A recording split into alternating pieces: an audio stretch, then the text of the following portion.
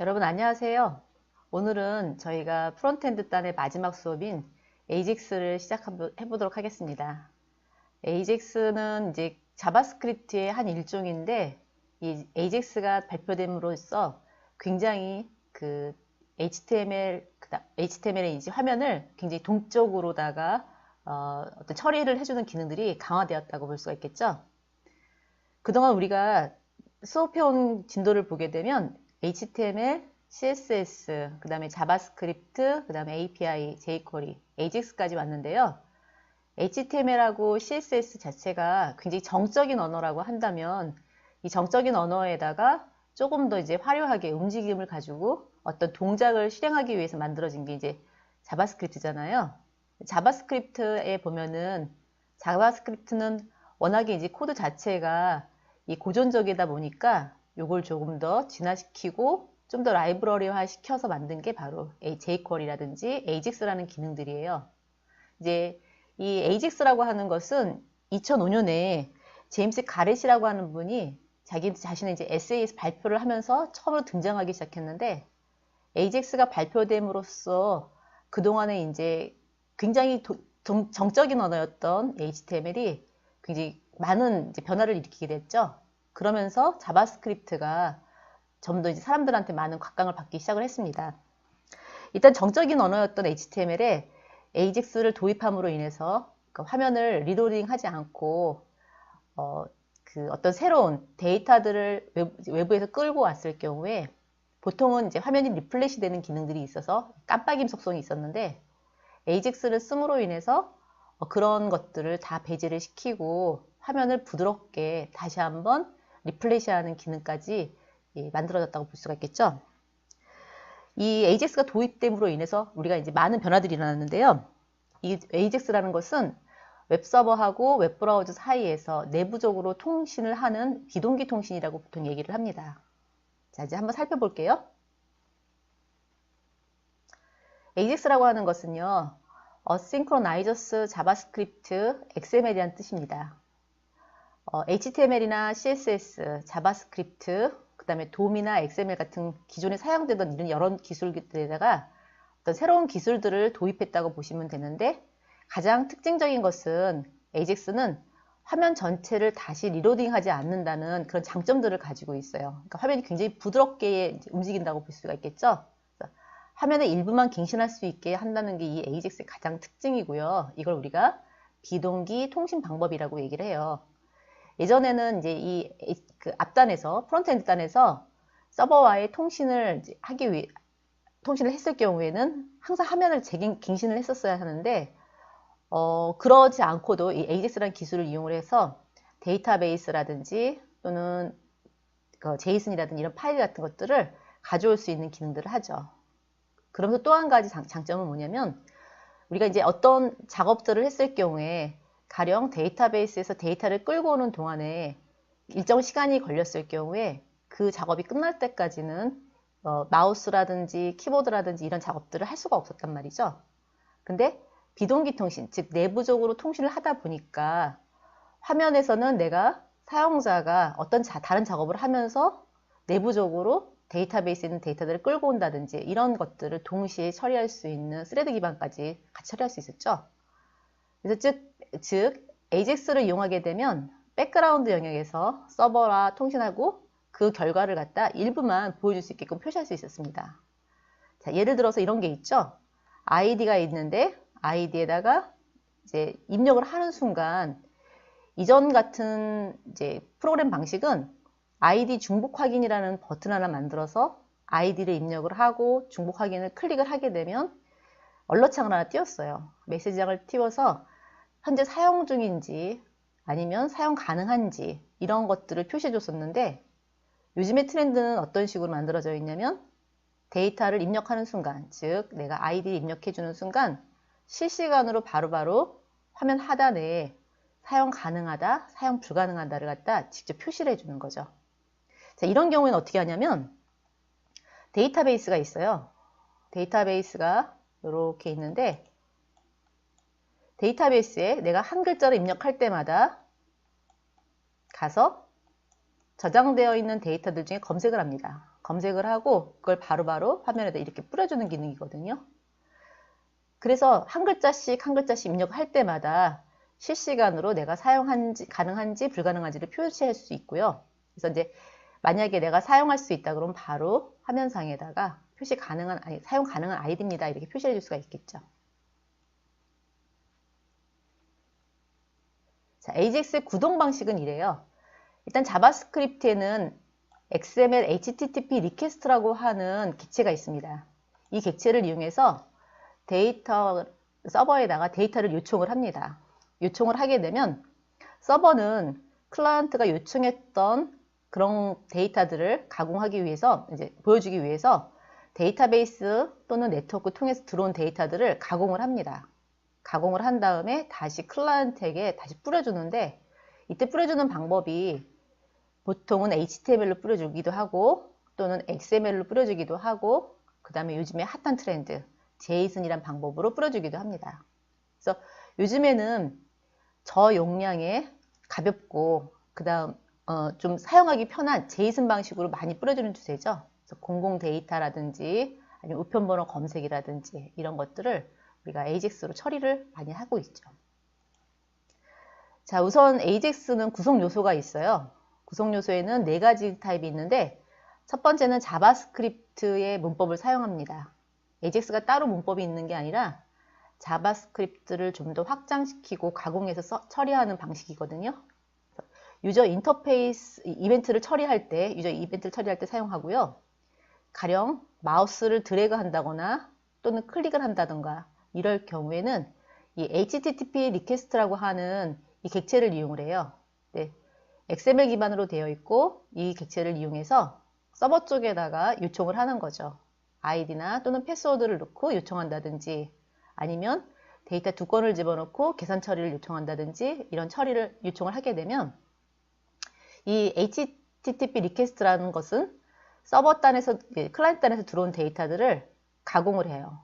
즉 도큐먼트 객체로 만든다든지 아니면 거기다가 디자인을 입혀가지고 화면에서 조작할 수 있게끔 가공을 하겠죠. 자, 제일 중요한 두 번째가 있습니다. 두 번째는 XML HTTP 리퀘스트라고 하는 것인데, 이게 뭐냐면은 서버와 클라이언트가 통신할 때 통신 역할을 담당해주는 객체예요. 가장 중요하죠. 이전에 AJAX에서는 이 HTTP 리퀘스트라고 하는 객체가 없었어요. 없었기 때문에 클라이언트가 서버에게 뭔가를 요청할 수가 없었거든요. 그런데 이게 등장함으로 인해서 서로 이제 통신할 수 있는 객체가 만들어진 거죠. 그리고 그렇게 연결되어 있을 경우에 그 클라이언트가 요청하는 것을 서버가 만들어서 다시 응답하는 그런 처리인데, 이 응답하는 방식이 어떤 식으로 응답을 해주냐면 그냥 보내주는 게 아니에요. 일단 데이터가 들어왔어요. 가령 데이터가 2랑 3이랑 이 값이 들어왔어. 근데 서버가 이 두 개의 데이터를 더해서 결과값 5라는 거를 반환시켜 주고 싶어요. 그러면 반환된 이 데이터들을 가공을 했겠죠. 이제 연산 결과를 가공을 했거나 아니면 여기다 HTML을 입히거나 또는 CSS를 입힌 다음에 그걸 문서화시키고 그 다음에 디자인화시켜서 다시 누구한테 보내냐면 클라이언트한테 보내주는 역할을 하는 게 바로 요 AJAX의 역할입니다. 자, 근데 이제 XML HTTP 리퀘스트라고 하는 것은 이 서버와 클라이언트 간의 통신 역할로서 가장 중요한 객체라고 제가 말씀드렸잖아요. 역시 그 서버의 응답 결과가 HTML이 아닌 XML 또는 단순한 텍스트로다가 연결을 해서 전송을 하는데, 제일 중요한 것은 페이지가 리플렛이 되지 않고 현재 화면에서 일부만 갱신된다는 그런 장점들을 가지고 있어요. 자, 여기에 필요한 객체 안에 메소드들을 좀 살펴볼게요.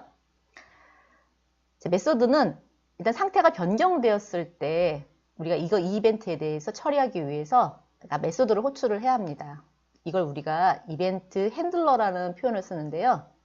이벤트 핸들러라고 하는 것은 그냥 이 들어온 요청에 대해서 처리하는 함수다, 이렇게 생각하시면 편하겠죠. 자, 첫 번째 프로퍼티가 있는데, 리퀘스트 텍스트라는 게 있습니다. 우선 문자로 이루어진 서버의 응답을 받고요. 이제 서버로부터 클라이언트로부터 요청이 들어오면 서버는 리퀘스트 텍스트라는 거에 의해서 어떤 요청이 들어왔는지를 먼저 응답을 하고요. 그 다음에 들어왔을 때 HTTP란 상태 코드를 가지고서는 정상적으로 처리가 됐는지 안 됐는지를 판단합니다. 그래서 정상일 경우에는 200번이라고 하는 코드로 내보내고요. 만약에 서버가 클라이언트를 찾지를 못하는 경우에는 404, 즉 요청한 페이지를 찾을 수 없다라고 하는 그런 에러 메시지를 보내줄 수 있습니다. 세 번째는 서버 에러인데요. 페이지는 찾았지만 그 페이지에 있는 코드 자체가 오류가 있거나 아니면은 데이터 가공이 제대로 안 됐거나 했을 경우에 이 500번 에러를 표시를 해주는 거죠. 그래서 보통 가장 많이 우리가 발생하는 그 에러 메시지에 404라는 에러가 있고 500번이라는 에러가 있는데 404는 지정한 페이지가 없거나 또는 프로그램상 코드가 오류가 발생하거나 이렇게 두 가지 타입이 주로 많이 발생하는 에러이기 때문에 알아두시면 좋을 것 같죠. 그 다음에 이제 세 번째, 레디 스테이터스예요. 요청 객체의 상태입니다. 이제 전송을 할 때, 클라이언트가 서버 쪽으로 전송을 할 때 데이터를 보낼 때 우리가 오픈이라는 메소드를 써서 데이터를 보냅니다. 그리고 샌드라는 걸 통해서 메소드 호출이 끝나서 헤더와 스테이터 상태를 갖다가 전송이 끝났을 때 이 센트라고 하는 이제 메소드가 발생을 하는 거고요. 자, 이런 요청 객체 상태들은 한번 봐주시면 좋을 것 같죠. 그 다음에 네 번째는 리퀘스트 XML인데 서버에서 그 요청 객체에 대해서 가공을 한 다음에 클라이언트한테 어떤 식으로 반응을 할 것인지 어떻게 만들어서 보낼 것인지를 리퀘스트 XML에 담아서 보내는 기능이고요. 마지막으로 스테이터스 텍스트라고 하는 것은 서버로부터 HTTP 상태를 클라이언트가 받았을 때 제대로 리턴 받았을 경우에는 OK, 그렇지 않으면 not found 이렇게 뜨겠죠. 조금 어렵긴 하지만 이 객체 프로퍼티는 이게 전부니까 한번 잘 봐두시면 좋을 것 같아요. 자, 그래서 이 이제 테스트를 한번 잠깐 해볼 건데요. 이렇게 한번 해보겠습니다. EX01HTML에서 우리가 sample.txt라고 하는 이 HTML을 한번 호출할 건데 서버로 전송했다가 다시 받아오는 거예요. 잠깐 제가 그림을 그려보면 이런 거죠. 클라이언트가 있어요. 서버가 있고 그 다음에 EX01이라고 하는 HTML이 서버에게 요청을 합니다. 요청을 하고요. 요청을 하면 서버는 해당하는 페이지를 찾아요. sample.txt라는 파일, HTML이라는 파일이 찾아서 있으면 다시 이쪽으로 응답을 해주는 거거든요. 자, 만약에 sample.txt라고 하는 파일이 없다면 이 해당 페이지에는 404 에러가 뜨겠죠. 또는 이 sample.txt에서 작업된 내용이 틀릴 경우에는 500번 에러가 뜨겠는데 요거를 저희가 한번 테스트를 해보겠습니다. 자, 제공해드린 소스 폴더를 열어보시면은요, 그 코드에 EX01부터 시작해서 EX13번까지 쭉 있을 거예요. 자, 우선 저희가 이제 AJAX 드림이라고 하는 프로젝트를 하나 만들 건데요. 이 만들기 전에 앞서서 AJAX는 반드시 서버가 있어야 돼요. 그래서 필요한 것들이 뭐가 있어야 되냐면 우선 저희가 쓰고 있는 툴은 JDK 1.8 버전이 설치가 되어 있어야 하고요. 두 번째는 톰캣이라고 하는 서버가 설치되어 있어야 합니다. 세 번째는 에디트 플러스인 이클립스가 설치가 되어 있어야 합니다. 자, 이렇게 세 개가 설치가 되어 있으면 자, 우선 먼저 확인을 한번 해볼게요. JDK랑 이클립스 같은 경우에는 우리가 많이 그동안 설치를 했었으니까 쭉 내려가셔서 톰캣을 한번 이제 확인을 한번 해볼게요. 아파치 톰캣이라고 하는 그 프로그램이 있습니다. 이 아파치 톰캣이라고 하는 프로그램은 뭐냐면 서버의 역할을 해주면서 동시에 이제 그 어플리케이션을 해석하는 역할까지 하는데 저희가 이제 프론트엔드다 보니까 이 해석은 필요 없고 서버의 역할만 해줄 거예요. 자, 아파치 톰캣이라는 것을 압축을 다운을 받은 다음에 압축을 풀게 되면은 이렇게 폴더가 하나 생겨요. 폴더가 생기면은 그 폴더를 연결 한번 해볼게요. 저는 이제 C 드라이브에다가 아파치 톰캣을 풀어서 옮겨놨습니다. 옮겨놓고 우선 이클립스의 윈도우 한번 열어보시면은요. 윈도우에 프리퍼런스가 있어요. 프리퍼런스를 들어가 보시면은 중간에 서버가 있고요. 이 서버를 열어서 쭉 내려가시면 런타임 엔바이러먼트라고 하는 옵션이 있습니다. 요거를 선택하시면은 제가 지금 연결을 해놨잖아요. 자, 제가 잠깐 지워볼게요. 자, 최초의 이클립스는 서버는 있지만 런타임 엔바이러먼트에는 아무것도 들어있지 않습니다. 그러면 좀 전에 설치했던 이 C 드라이브의 아파치 톰캣을 연결을 한번 해볼게요. 자, 이렇게 놓고요. 애드를 클릭하시고 그 다음에 제가 설치해 놓은 아파치 톰캣은 8.5 버전이에요. 아파치 톰캣 8.5를 선택을 하시고 넥스트 하신 다음에 자, 톰캣 인스톨레이션 디렉토리가 있는데 역시 최초에는 이렇게 아무것도 나타나지 않습니다. 이런 화면이 뜨거든요. 자, 그러면은 네임은 아파치 톰캣 8.5일 거고요. 그 다음에 디렉토리는 브라우저를 띄워주시고 C 드라이브에 아파치 톰캣이라고 하는 폴더가 있어요. 이거 선택하시면 돼요. 선택하시고 확인 버튼 클릭하시면 디렉토리가 들어오죠. 자, 그 상태에서 피니시를 하게 되면 이런 식으로 세팅이 끝나게 됩니다. 자, 그래서 첫 번째 다시 한번 정리 한번 해볼게요. JDK 설치하고 아파치 톰캣 설치하고 이클립스를 설치를 하고 설치한 이클립스에서 네, 윈도우의 프리퍼런스에서 서버 들어가신 다음에 런타임 엔바이러먼트에서 선택하시면 돼요. 자, 이렇게 놓고 어플라이 앤드 클로즈 닫아주신 다음에 자, 닫았죠? 자, 프로젝트를 하나 만들게요. 프로젝트를 오른쪽 버튼 눌러서 뉴 중간에 보면 다이나믹 웹 프로젝트가 있죠. 자, 이걸로 작성하셔야 되는데 혹시 다이나믹 웹 프로젝트가 안 보일 수가 있어요. 그러면은 쭉 내려가시면 아더가 있을 거고요. 아더를 클릭하시고 중간에 또 내려가시면 웹이 있어요. 웹을 찾아보시면 거기에 다이나믹 웹 프로젝트 보이시죠? 네, 이 방법도 가능합니다. 이 방법으로도 만들 수가 있으니까 선택하신 다음에 넥스트 하시고 자, 여기에다가 화면에 보이는 것처럼 AJAX 드림이라고 넣든지 아니면 여러분이 원하시는 프로젝트 이름을 선택하시면 돼요. 자, 그렇게 해서 만들었으면 저처럼 이런 이제 그 프로젝트 하나 만들어졌을 거예요. 거기에다가 여러분한테 제공해 드렸던 이 코드를 옮겨 놓으시면 됩니다.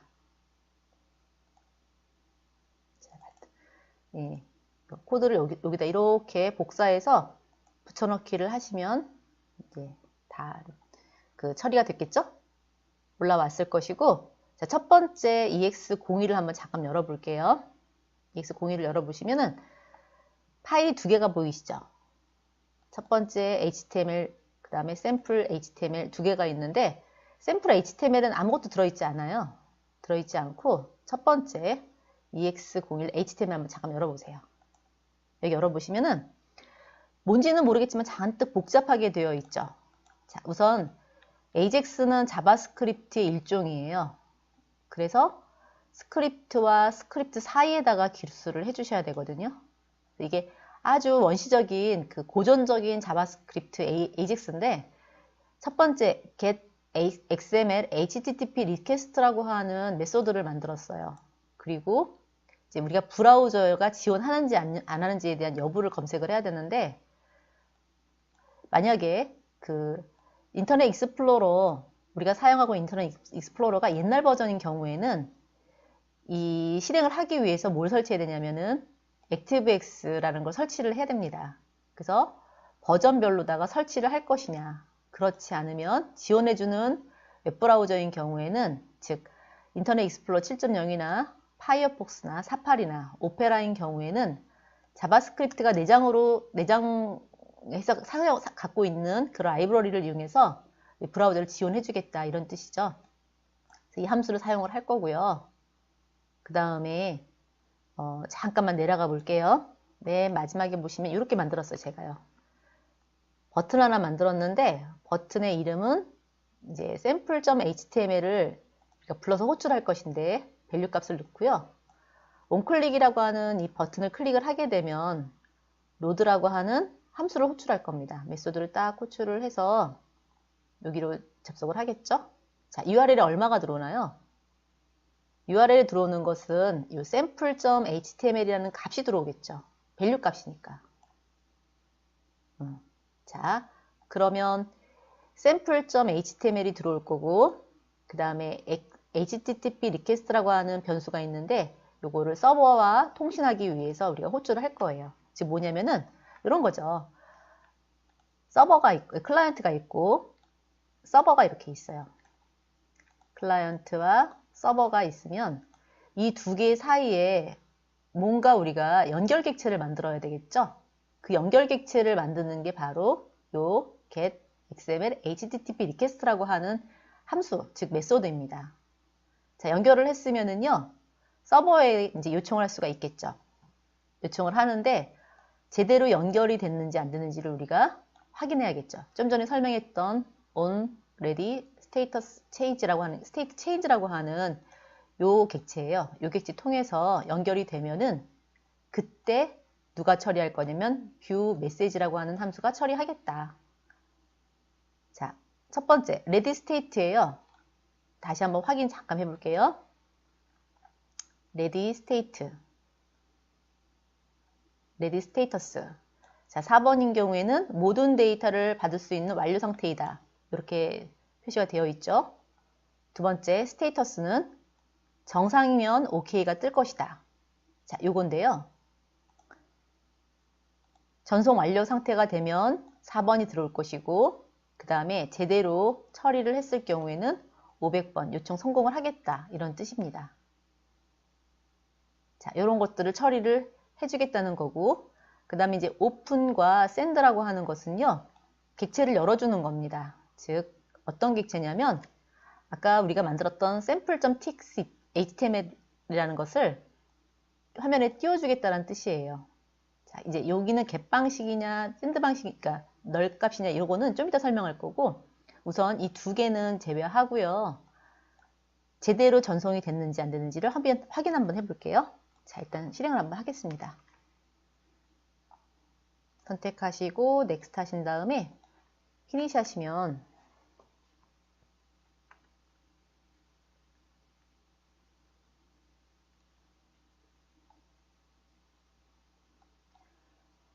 이 에러는 포트가 충돌이 날 경우에 발생하는 거거든요. 예, localhost already in use 사용 중이라고 나오는데, 다시 한 번만 제가 실행시켜 볼게요. 서버를 잠깐 끄고 한 번만 다시 넥스트 하고 피니시.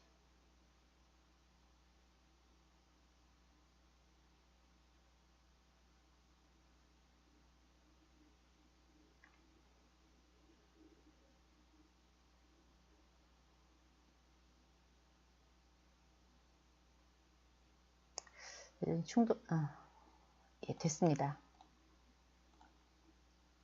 자, 확인 한번 해볼게요. 자, 화면이 떴죠?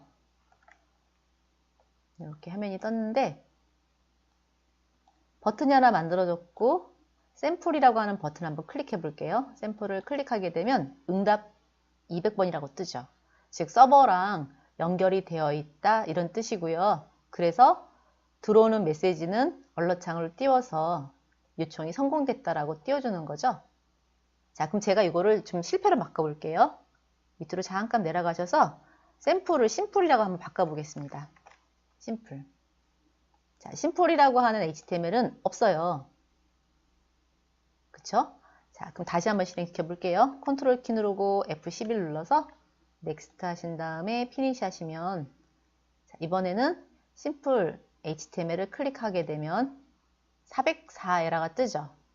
자, 404 에러는 어떤 에러라고 제가 아까 말씀드렸죠? 요청한 페이지를 찾을 수 없다라고 했죠. 즉 뭐냐면 우리가 찾고자 하는 파일은 simple.html인데 현재 화면에는 simple.html이 없어요. 샘플만 있죠. 그래서 찾을 수가 없기 때문에 이런 오류가 발생하는 거죠. 404 에러 뜨는 거예요. 자, 그럼 다시 한 번만 샘플로 바꿀게요. 다시 한번 실행시켜 보시고 다시 한번 클릭하게 되면 이번에는 응답 성공을 했죠.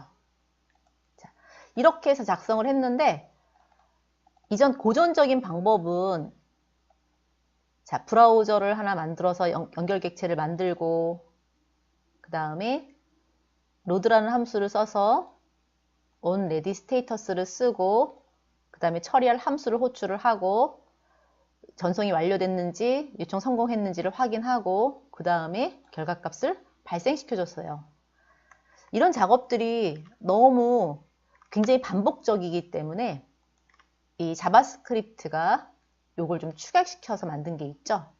자, 위에 있는 스크립트부터 시작해서 주석 처리를 좀 할게요.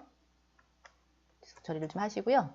여기 시작에 주석을 처리해 주시고 그 다음에 밑으로 내려가셔서 역시 스크립트 마지막 단에다가 종료를 하신 다음에 밑에 있는 스크립트를 한번 열어볼게요. 자, 위에 있는 코드와 동일한 거예요. 자, 굉장히 축약되어 있죠. 로드라고 하는 함수를 호출을 했고 거기에다가 sample.txt라고 하는 URL을 집어넣었어요. 그리고 XML, HTTP request라고 하는 메소드를 호출해서 연결 객체를 하나 생성을 하고요. 그 다음에 XHR onReady status, state change라고 하는 그 연결 객체, 이벤트 객체를 하나 만들고 함수를 호출한 다음에 4번과 200번 응답이 제대로 성공했으면 200번, 전송 완료됐으면 4번. 그러면은 이렇게 처리하게끔 했어요. 그 나머지 get하고 널은 일단 넘어가시고 한번 실행 한번 해볼게요. 자, 실행을 해보면 결과는 동일하게 응답 200번이 뜨죠. 자, 원리는 위에 있는 방법이 원리고요. 이런 방법으로 처리는 이제 안 하죠. 안 하고 이런 식으로 처리를 하게끔 되어 있습니다. 이게 바로 AJAX의 그 비등비 통신 방식입니다. 이렇게. 자, 됐고 그 다음 넘어가 볼게요. 자, 두 번째 걸로 가보죠. 그래서 XML HTTP 리퀘스트를 이용한 웹서버 요청 기술인데요. 오픈 함수와 send를 한번 확인 한번 해볼게요. 요청의 초기화로 접속할 URL을 입력을 하는데 자, 입력 객체는 get 방식이냐 포스트 방식이냐를 선택할 수 있어요. get과 post는 뭐냐면은 이런 거죠. 자, 예를 들어서 우리가 접속을 하려고 하는데 서버에 접속을 해요.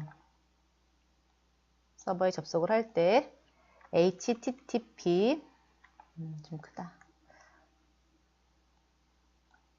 자, http라고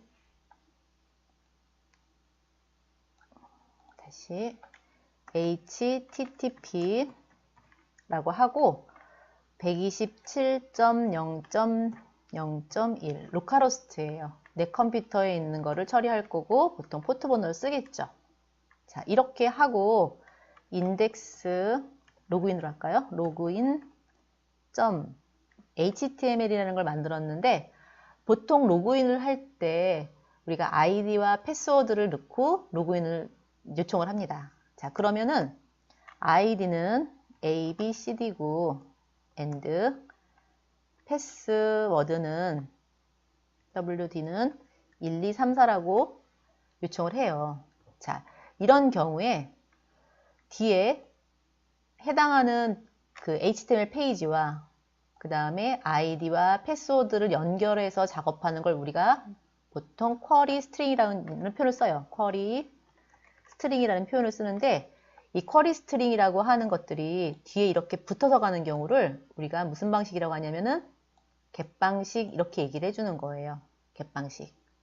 근데 이 겟방식인 경우에는 페이지에 뒤에 물음표를 쓰고 변수 쓰고 값 쓰고 AND 연산자, 변수 쓰고 값 쓰고 이런 식으로 쭉 붙어서 가는 대신에 굉장히 중요한 아이디나 패스워드 같은 것들 노출이 심한 경우에는 외부로부터 공개가 되기 때문에 보안에 굉장히 취약하다는 단점을 가지고 있어요.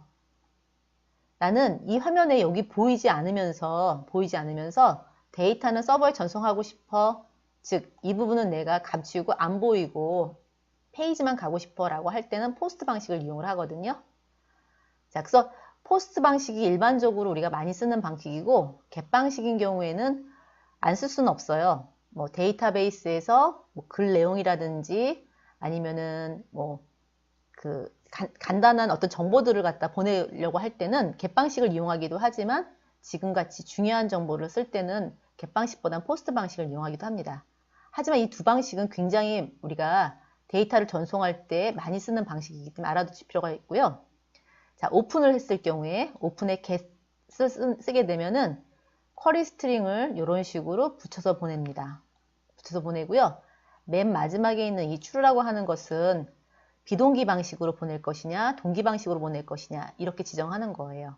그래서 세 가지가 있고 첫 번째가 메소드 어떤 방식으로 보낼 거냐, 쿼리 스트링을 이렇게 만들어주겠다, 비동기 방식으로 보내겠다. 자, 이렇게 세 가지를 썼을 경우에는 send는 널이 되는 거예요. 널. 만약에 이 자리가 겟 방식이 아니라 포스트 방식일 경우에는 파일명만 들어갑니다. 파일명만 들어가고 그 다음에 동기인지 비동기인지 처리하고 그 다음에 이 쿼리 스트링 이 부분은 어디에 들어가는 거냐면 이 부분이 여기 send 이 널에 들어갑니다. 이렇게. 이게 포스트 방식이에요. 자, 다시 한번 정리할게요. 겟 방식인 경우에는 get이라고 쓰고 페이지에다가 쿼리 스트링까지 붙여서 가고 동기인지 비동기인지 처리하고 send는 널이 되지만 포스트인 경우에는 파일명만 쓰고 이 쿼리 스트링은 send 안에다 집어넣고 마지막에 동기 비동식을 처리하는 거고요. 제일 이제 중요한 동기와 비동기 얘가 뭐냐?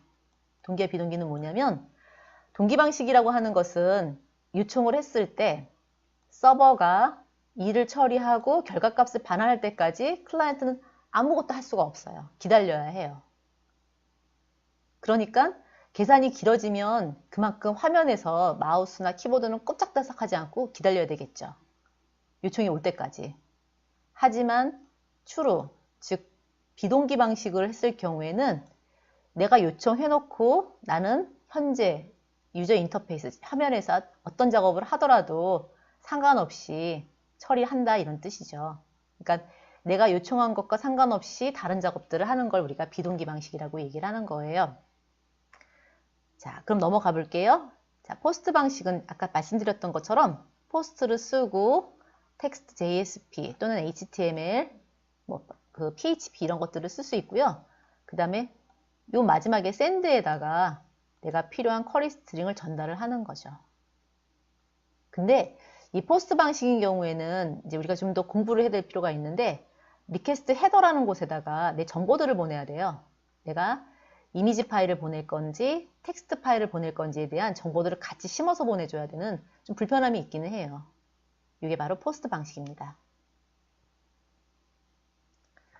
자, 그러면 이제 겟 방식과 포스트 방식을 한번 살짝 만들어 보겠습니다. 자, 첫 번째 예제 한번 들어가 볼게요. 두 번째 예제를 한번 가볼게요. 두 번째 예제. 자, 두 번째 예제는 이렇게. 자, 원래 저희가 다음 과정이 이제 PHP를 해서 PHP하고 연결을 하고 싶었는데 PHP랑 연결을 할 경우에는 서버를 바꿔야 돼요. 저희가 쓰는 서버는 톰캣이란 서버인데 PHP는 톰캣하고 붙이지 않고 그냥 아파치하고 붙여야 되거든요. 그래서 이제 붙이려고 하니까 너무 복잡한 과정이라서 일단 아쉬운 대로 그냥 있는 데다가 제가 붙였습니다. PHP 말고 JSP라고 하는 이 서버단 프로그램하고 붙였는데요. 혹시 저처럼 이렇게 에러가 뜰 경우에는 이 라이브러리 연결 안 돼서 그런 거거든요. 자, 이렇게 하시면 돼요. 프로젝트에서 오른쪽 버튼 눌러서 빌드 패스에 들어가신 다음에 컴피규어 빌드 패스, 프로젝트에서 빌드 패스에서 컴피규어 빌드 패스를 클릭하시고요. 예, 여기 하나, 둘, 세 번째 탭에 보면 라이브러리즈라는 게 있어요. 이 라이브러리즈에 지금 톰캣이 안 들어와서 그래요. 톰캣 라이브러리가 안 들어와서. 자, 그러면은 여기에 Add 라이브러리를 선택하시고 서버 런타임을 선택하시고 Next 톰캣. 아까 세팅했던 톰캣이 이제 여기에 올라와 있습니다. 선택하시고 난 다음에 피니시 하시고요. Apply and Close 하시고 조금만 기다려 보시면 사라집니다. 이렇게. 그래서 JSP를 원래 사용하면 안 되는데 간단하니까 그냥 한번 붙여봤습니다. 이건 뭐냐면요. 이렇게 하고 싶은 거예요. 자, 우리가 이름이라는 게 있어요. 화면을 만들고 여기 이제 이름을 하나 넣을 거거든요. 이름을 넣고 그 이름에다가 입력을 해요. 입력을 한 다음에 입력 버튼을 누르게 되면은 여기 이제 혹시 킴이라고 집어넣었다고 할게요. 킴이라고 딱 집어넣었으면 킴하고 이제 입력 버튼을 눌렀을 경우에 데이터는 서버에 갔다 옵니다. 누굴 갔다 오냐면 이 킴이라고 하는 데이터가 서버에 가요. 서버에 가서 가공을 해요. 가공을 하고 그거를 뭐로 만들 거냐면 다시 클라이언트 쪽에다가 보내주려고 하는데 어떤 걸로 보낼 거냐면 HTML로 만들어서 보낼 거예요. 근데 이 HTML로 만들려고 하는데 가공하기 위해서 서버단에 뭘 이용할 거냐면 JSP를 이용을 할 거예요. 우리 다음 과정은 PHP인데 PHP로 가공을 해도 되고요. 또는 ASP로 가공을 해도 되고요. 세 가지 중에 아무거나 써도 됩니다. JSP나 PHP나 ASP. 단지 JSP를 썼을 경우에는 톰캣이라는 서버를 써야 되고 PHP 썼을 경우에는 아파치라는 서버를 써야 되고 ASP도 마찬가지로 아파치 써야 되고 이런 어떤 몇 가지 서버를 쓰는 규칙들이 있는데 어쨌든 결과값은 똑같이 출력이 되는 거죠. 자, 그래서 클라이언트에다가 출력을 할 건데 아까 제가 처음 시간에 이렇게 얘기했어요. AJAX를 사용하는 이유는 화면 자체를 리로딩하지 않고 원하는 데이터들을 원하는 위치에 부분적으로만 바꿔주고 싶다. 즉, 나는 킴이라고 쓰고 입력 버튼을 클릭하게 되면 서버에 가서 처리해서 클라이언트로 보내주는데 이 부분만 내가 다시 고쳐주고 싶다. 즉, 화면 깜빡임 없이 하고 싶다. 이런 경우에 우리가 AJAX 쓴다 그랬잖아요. 자, 그러면 자, 한번 해볼게요. 자, 이름을 입력을 받을 거예요. 이름을 입력받아서 hello to server라고 하는 함수로 가겠죠? 네, 가서 처리를 하고 그 값을 뿌려줄 거예요. 자, 이제 코드를 한번 추가를 시켜볼 거거든요. 자, 여러분이 갖고 계신 소스를 한번 잠깐 열어보시고요. 한번 여기다 추가를 한번 해보겠습니다. 추가하는 방법은 자, 코드 한번 추가를 바라고 하고 파람이라고 할게요. 파람은 이름 플러스 도큐먼트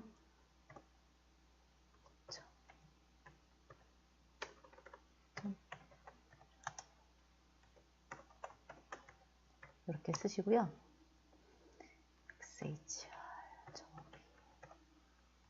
여기에다가 우리는 겟방식으로 보낼 거고 파일은 어디다 보낼 거냐면 hello.jsp에다 보내겠죠? hello.jsp에다가 보낼 거예요. 눈이라고 찍고 이렇게 쓰시고 그 다음에 코드 하고 그 다음에 코드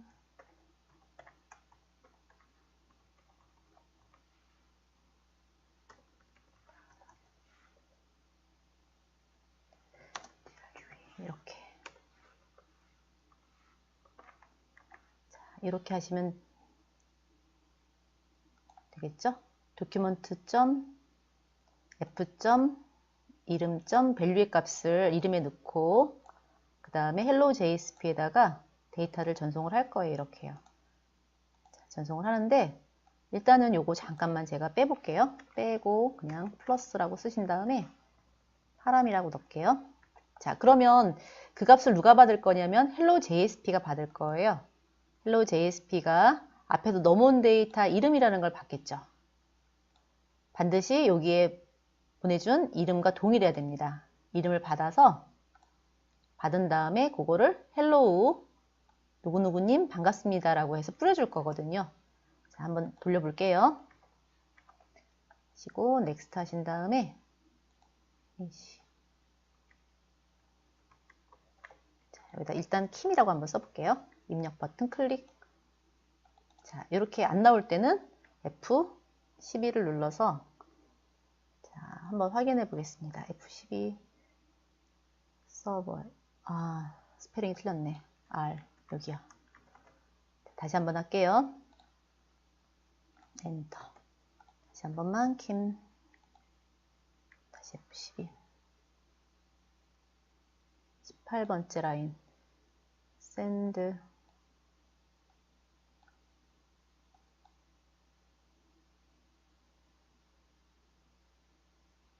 send null. true. document. hello JSP from 파란값 send null. 코드에 오류는 없는데 한번 이 엔코드 한번 넣어볼게요. 엔코드 URI 가로 열고 한번 다시 한 번 더 엔터. 다시 한 번만 F12.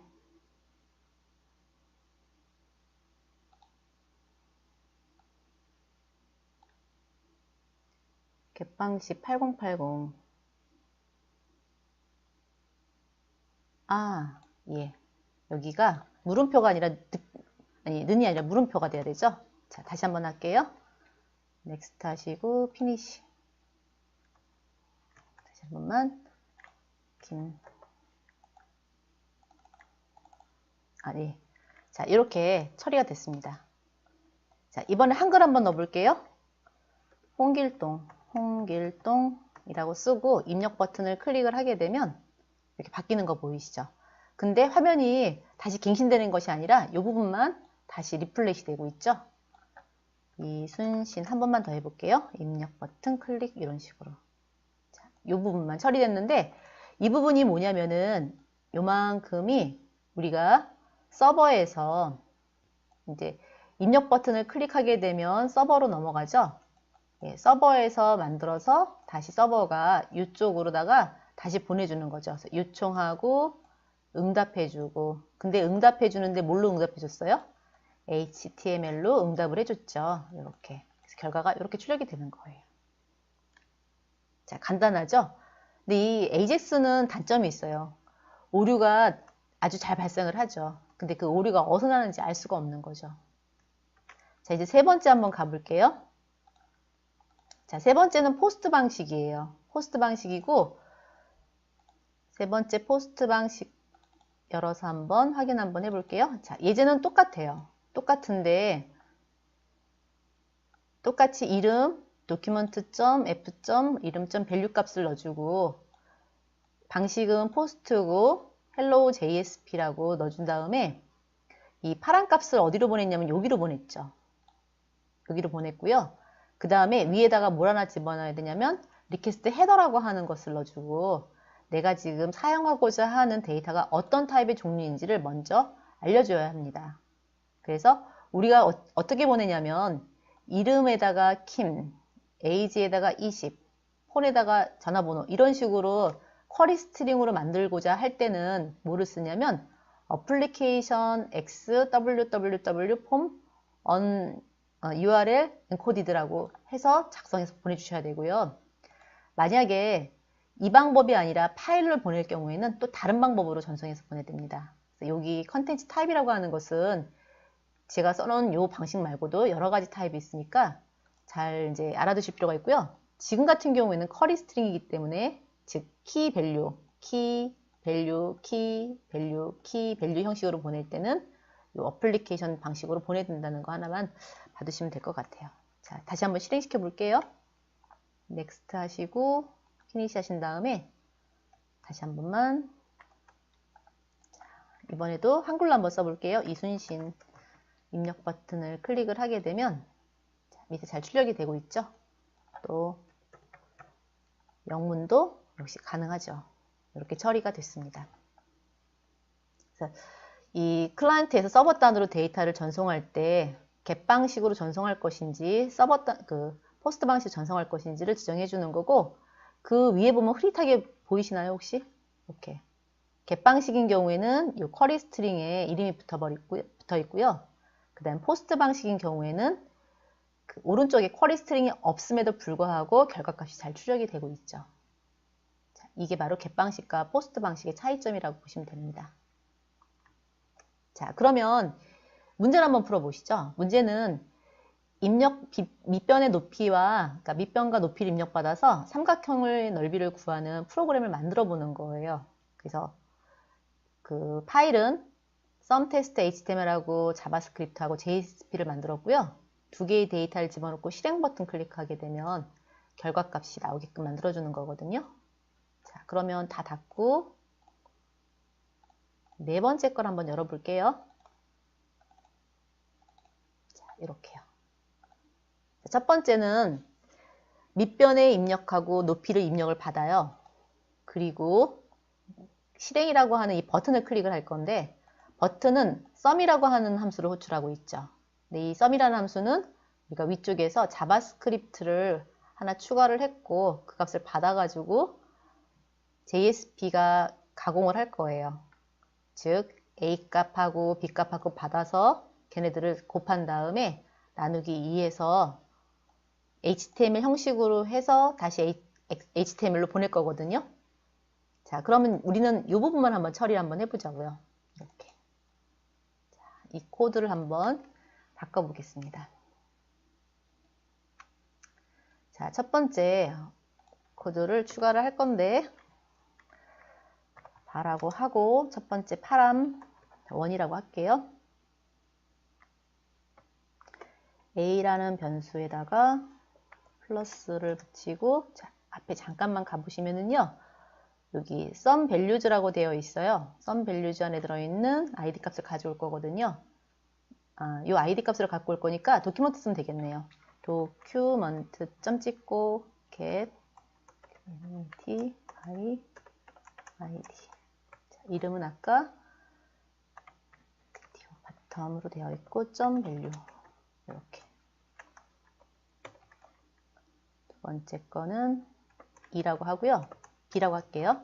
자, 이번에는 뭐로 되어 있는지 한번 확인해 볼게요. 예, 헤이트로 되어 있죠? 요거를 그대로 가져오면 됩니다. 자, 근데 이렇게 가져온 데이터들을 우리가 어디다 보낼 거냐면 서버단, 즉 JSP에다가 보낼 거예요. 그럼 JSP가 받아서 처리해서 출력을 하겠죠. 자, 그럼 여기다가 어떻게 보내야 되냐면 document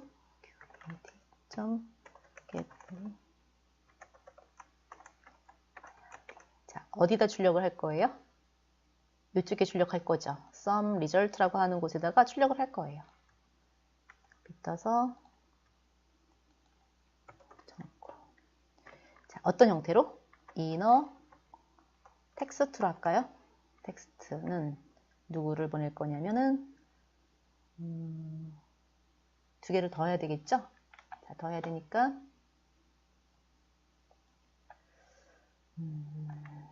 xhr response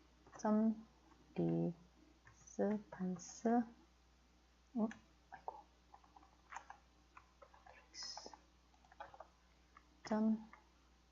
텍스트 이렇게 하면 되겠죠. 자, URL을 보내야 되니까 URL이 빠졌네. URL은 some test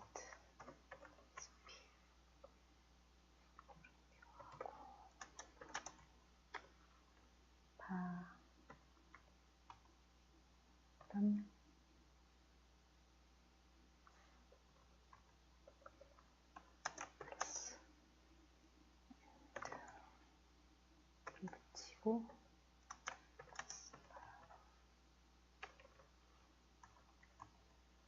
이렇게 하면 되겠죠? 자, 그러면 첫 번째 썸테스트 JSP에다가 A 값 보내고 AND 연산 붙이고 B 값 보내고 겟 방식으로 전송하겠다. 자, 이렇게 하게 되면은 문장을 좀 만들었어요. 이렇게요. 문장을 만들어서 URL로 보냈겠죠? URL이 썸테스트 JSP가 값을 받아요. A 값을 받고 B 값을 받는데 이 자바스크립트 뿐만 아니라 모든 언어는 외부에서 들어온 데이터들은 전부 다 문자로 취급을 해요. 그러니까 가령 우리가 4라는 값을 입력받았다 그러면 4는 문자이기 때문에 이걸 수치형으로 바꿔줘야 되겠죠. 자바스크립트에서 수치형으로 바꿔주는 것 중에 파스인트가 있고요. JSP라는 곳에도 이렇게 파스인트라는 걸로 써서 숫자를 문자를 숫자로 바꿔줄 수 있습니다. 그래서 두 개를 숫자로 바꾸고 곱해서 나누기 2를 한 결과를 어디다 뿌려줄 거냐면은 다시 JSP한테 돌려줄 거고요. JSP는 그 값을 받아서 다시 어디다가 HTML 요 위치에다가 뿌려주겠죠. 자, 실행 한번 할게요. 실행 한번 해서 결과를 한번 확인해 보겠습니다.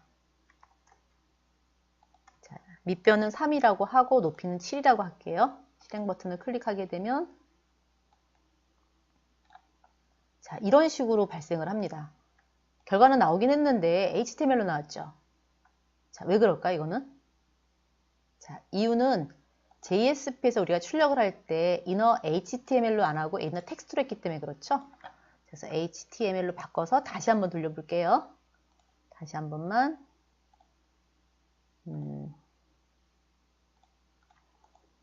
엔터를 치고요.